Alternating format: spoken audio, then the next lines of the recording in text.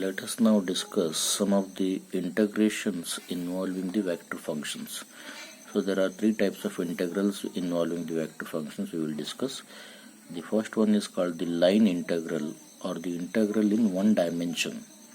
So here we have a vector field A bar and we consider some particular curve in this vector field and we want to do the line integral over this curve. So how is it done? This curve from point P to Q is divided into small infinitesimal line elements, and if I take one particular line element here AB, so it is like this, and I associate a line element vector to each of this line element given by the tangent to that line element, so that is called the DL bar.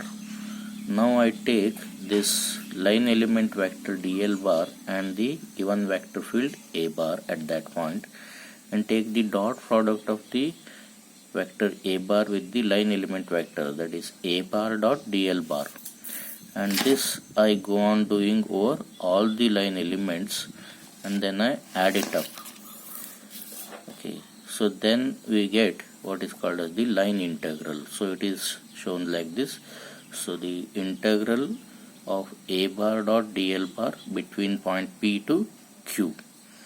So this is you can expand it as integral from P to Q of A cos theta DL. A bar dot DL bar can be written as A cos theta DL.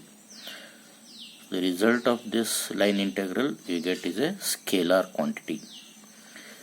So if the path over which this line integral is done is a closed path, that means the starting point and ending point are the same, then we call it as the closed line integral and it is denoted like this. Okay, so integral and a circle over it. So this indicates it's a closed line integral.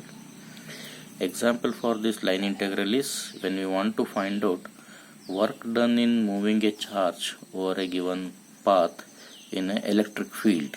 So then we can make use of this line integral. Next type of integral is surface integral. It is the integral in two dimensions over a surface in a vector field.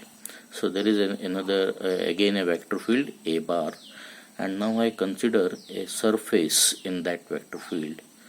So I want to find out the surface integral over this surface. Then I divide this surface into small area elements, infinitesimal area element, and one such area element I have shown here of area, say ds. Then I associate a vector to this, that is called ds bar, and it is normal to that surface. Now when I have to do the integral, I take each of this area element and find out the dot product of the vector A bar at that area with the area element vector, that is ds bar, that is A bar dot ds bar.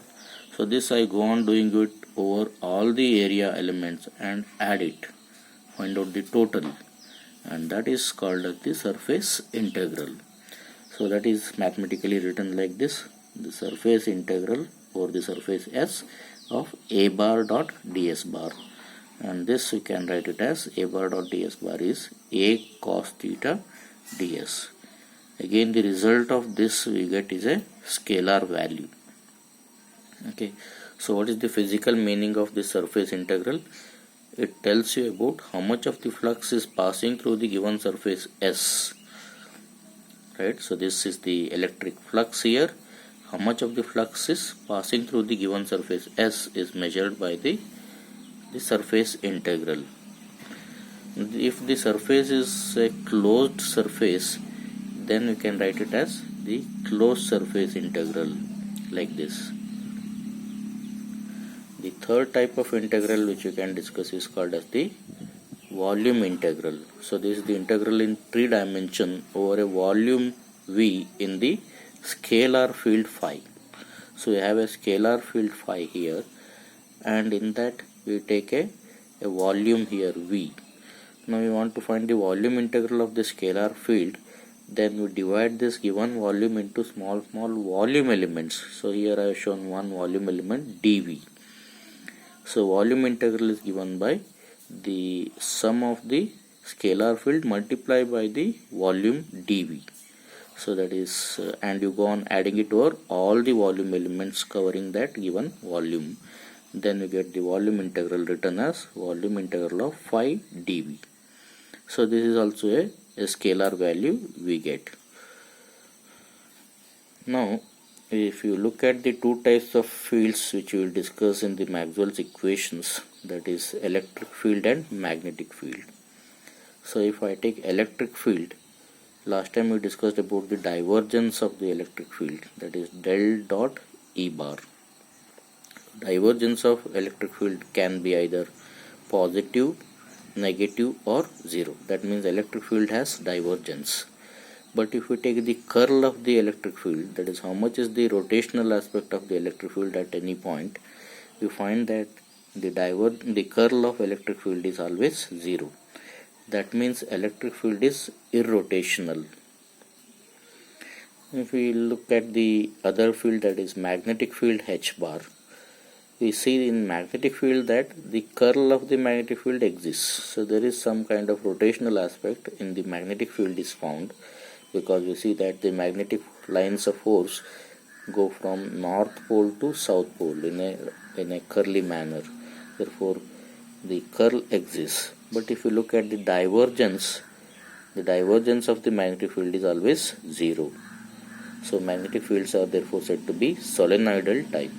So this is an important difference we find between electric field and magnetic field.